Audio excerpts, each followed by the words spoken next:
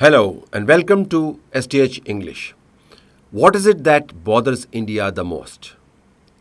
Who is it who really grates on the nerves of Israel? Who is that person? What is that office that matters the most as far as Pakistan's strategic standing is concerned? Why is it that Pakistan's internal affairs are being discussed in the Parliament of New Zealand, or bills are being moved again in Congress? What is the centerpiece of this new anti-Pakistan establishment initiative? The centerpiece of this entire initiative, whose different angles I'm going to lay before you, involve an individual, and his name happens to be Asim Munir.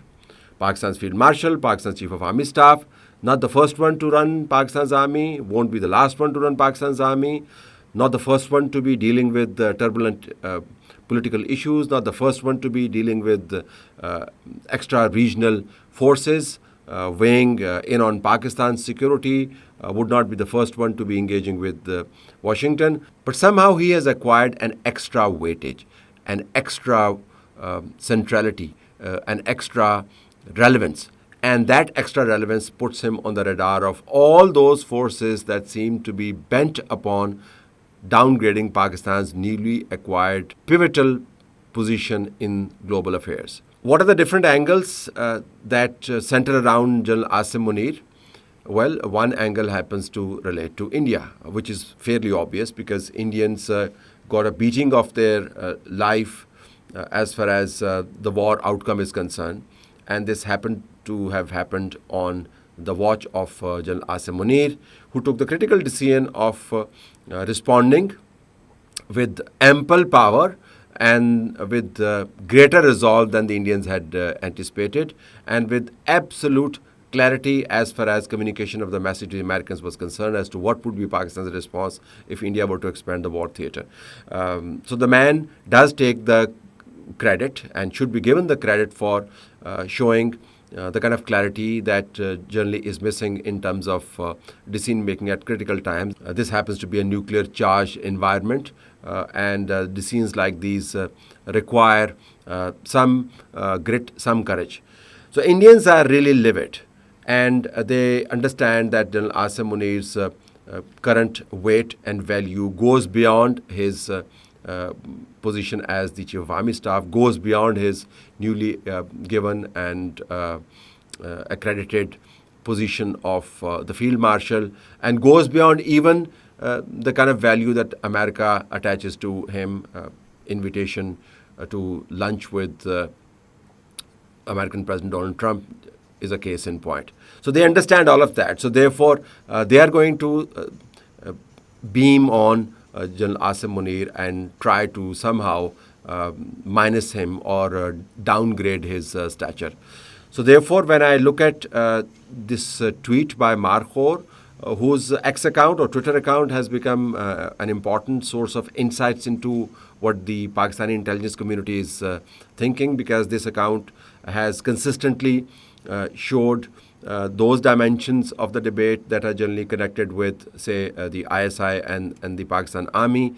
And therefore, we in the journalistic community take whatever appears on this account seriously, because generally the ISI and the military establishment on strategic issues maintain an opaque posture and do not share much apart from the official briefings that are given and telecast.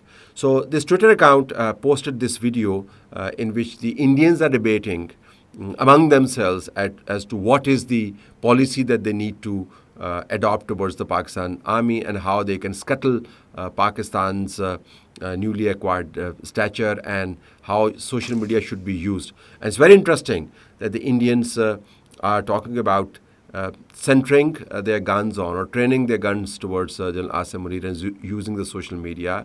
And you would also probably hear the name PTI in this conversation. Let's take a listen.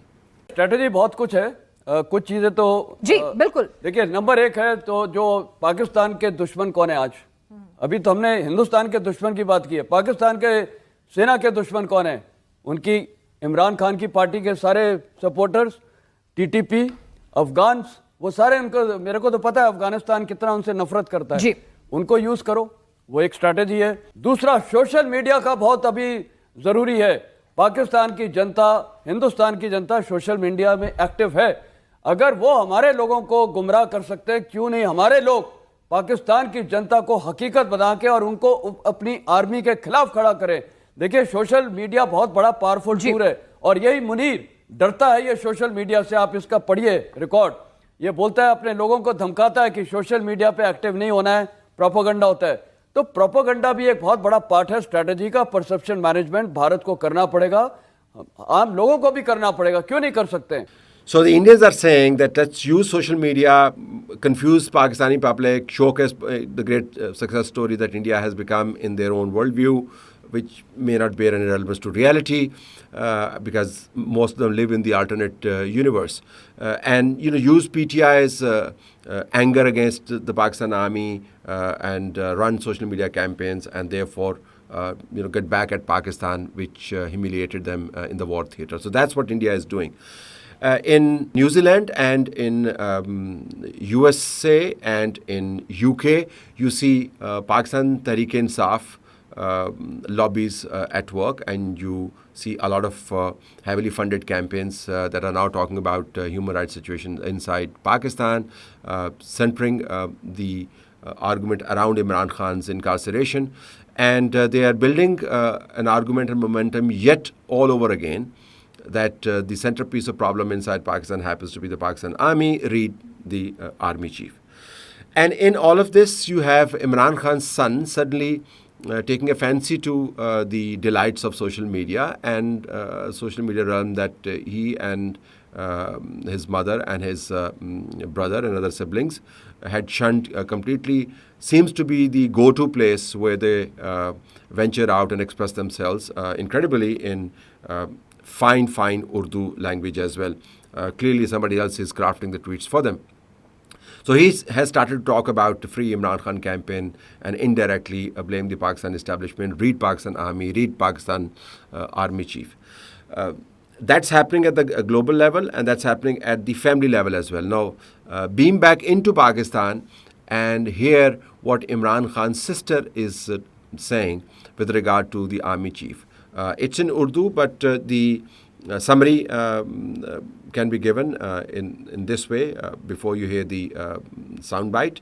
The summary is this, that Imran Khan has conveyed via his sister that if something were to happen to Imran Khan, lies in the future, you don't know what will happen to Imran Khan, the blame should squarely lie with the army chief.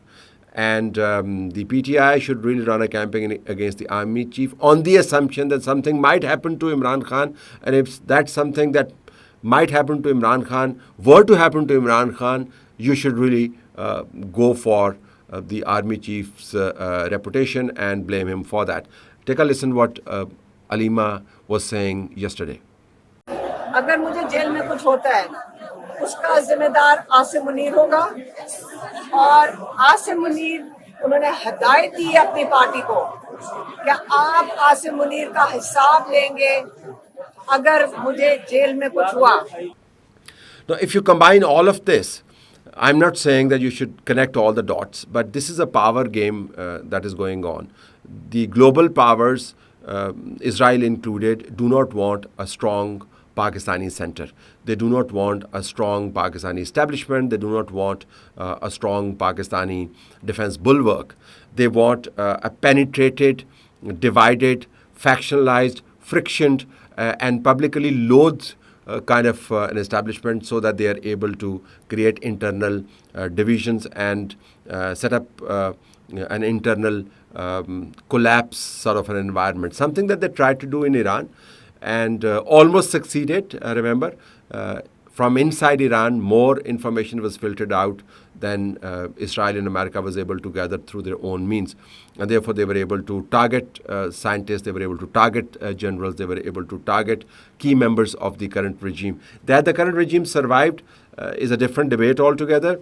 But certainly, the world powers are used to this theory of, or this strategy of using internal divisions to their strategic advantage. So if you want to get Pakistan by the scruff of the neck again, you need to really get hold of the Pakistan army, and one way to do that is to somehow create anti-army chief sentiment and make it look as if the army chief runs against or runs counter to public endorsement.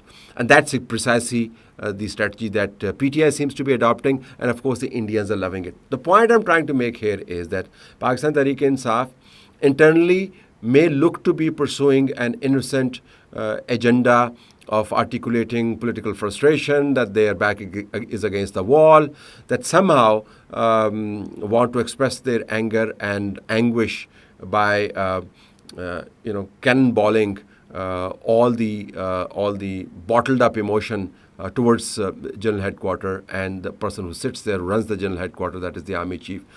But if you were to expand the lens and incorporate what's happening in India with regard to the Pakistan Army and Pakistan Army Chief, and with regard to the hold of Pakistani establishment, and if you look towards what's happening inside Israel and what they're thinking is towards Pakistan Army and Pakistan Army Chief, and if you look at the lobbies that are interconnected via the different capitals of the Europe, you would find that it is not really just a domestic issue or a domestic demand that Aleema is articulating. There seems to be more to it than meets the eye, and in the power play of an intense power game, incidents and mere coincidences do not happen.